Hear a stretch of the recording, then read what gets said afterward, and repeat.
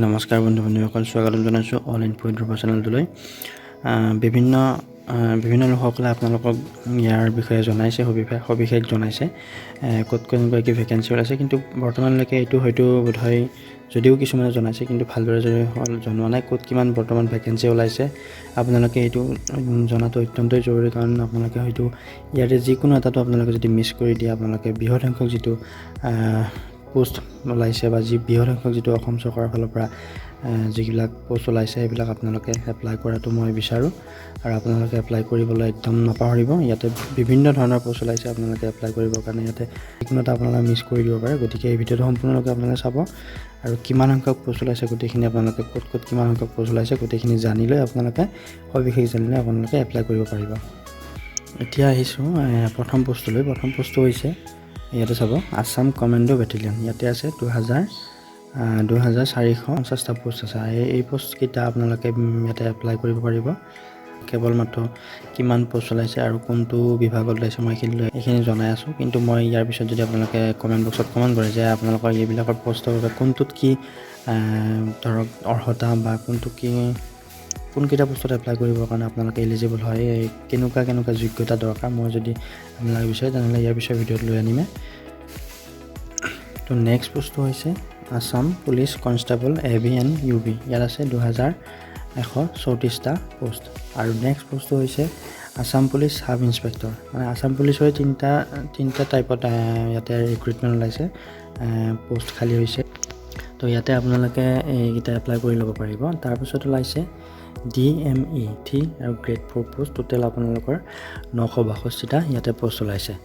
তাৰপিছত 5 নম্বৰ পোষ্টটো হৈছে আয়ুষ আছামত ওলাইছে 56টা।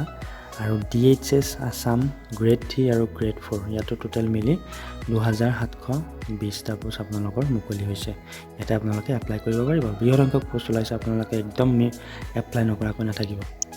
নেক্সট ওলাইছে আপোনালোকৰ DHSFW আছাম গ্ৰেড 3 আৰু গ্ৰেড 4 পোষ্ট। ইয়াতে 207টা পোষ্ট ওলাইছে। আৰু তাৰপিছত আপোনালোকৰ পোষ্ট ওলাইছে NHM আছাম ষ্টাফ নাৰ্ছ। এইটো নাৰ্ছৰ বিশেষকৈ আপোনালোকৰ BSc নাৰ্ছিং থাকিব লাগিব। তো এইটো মই এতিয়া একো নোকোৱাকৈ আপোনালোকক কৈ দিব পাৰিম, একো নোচোৱাকৈ আপোনালোকক মই ইয়াৰ বিষয়ে জনাব পাৰিম যে এই যিটো 8 নম্বৰ পোষ্ট আছে NHM আছাম ষ্টাফ নাৰ্ছ, ইয়াতে আপোনালোকৰ 387 পোষ্ট আছে ন। ইয়াতে BSc নাৰ্ছিং আপোনালোকৰ যিহেতু নাৰ্ছিঙৰ কথা, ইয়াতে 387 পোষ্ট। আপোনালোকে নাৰ্ছিঙৰ ফালৰ পৰা যদি নাৰ্ছিং ফিল্ডত কোনোবা যদি পঢ়িছে বা BSc নাৰ্ছিং কৰিছে, আপোনালোকে ইয়াতে এপ্লাই কৰিব পাৰিব। 387 পোষ্ট ওলাইছে।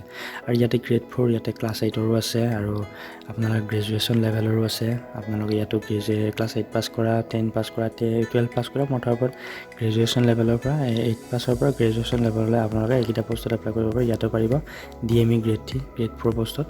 আৰু এইকেইটা মই ডিটেইলছত ভিডিঅ' লৈ আনিম আপোনালোকে যদি বিচাৰে। তো আপোনালোকে জানি লওক যে ইয়াতে ক্লাছ 8ৰ পৰা আপোনালোকে গ্ৰেজুৱেশ্যন লেভেললৈ গোটেইখিনি আপোনালোকে এপ্লাই কৰিব পাৰিব। ইয়াতে বিভিন্ন পোষ্ট আছে, আপোনালোকে পোষ্টকেইটা চাই ল'ব লাগিব। মই যদি আপোনালোকে ডিটেইলছত ভিডিঅ' বিচাৰে তেনেহ'লে মই আপোনালোকৰ ছাপোৰ্ট পালে মই ভিডিঅ' লৈ আনিম। আৰু ইয়াতে আমি চাওঁ টোটেল পোষ্টৰ ইয়াতে বৰ্তমান কিমান ওলাইছে। চাওক টোটেলটো চাই ল'ব, বহুত সংখ্যক পোষ্ট ওলাইছে, আপোনালোকে ইয়াতে এপ্লাই কৰিবই। টোটেল 9226টা পোষ্ট আমি পাইছোঁ। আৰু বৰ্তমান আৰু মুকলি হোৱাৰ কথা আছে। তো আপোনালোকে মোৰ চেনেলটো ছাবস্ক্ৰাইব কৰিবলৈ নাপাহৰিব, কিয়নো মই এনেকুৱা ধৰণৰ ভিডিঅ' আৰু আগলৈকে লৈ আনিম ক'ত কিমান পোষ্ট ওলাইছে। তো আজিলৈকে ভিডিঅ'টো ইমানখিনিয়ে। ধন্যবাদ। জয় অসম।